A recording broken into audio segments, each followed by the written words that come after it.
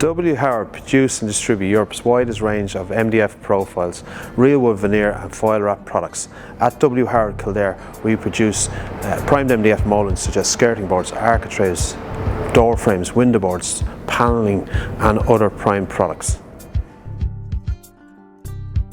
We saw, mould and sand MDF. In our process we generate approximately 40 tonne of MDF dust per week, which we extract from the factory environment and store in external silos.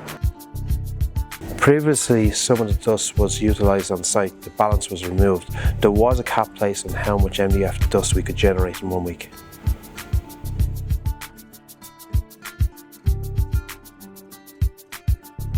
Back in 2020 we were looking at the circular economy and looking at ways of how we could be long-term sustainable.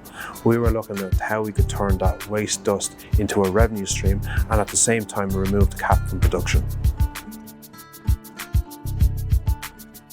W.Howard went looking for a briquetting solution. CF Nielsen came highly recommended. Following the installation of the briquetting press, it has allowed us to turn our waste stream into value and has also lifted the cap off of production.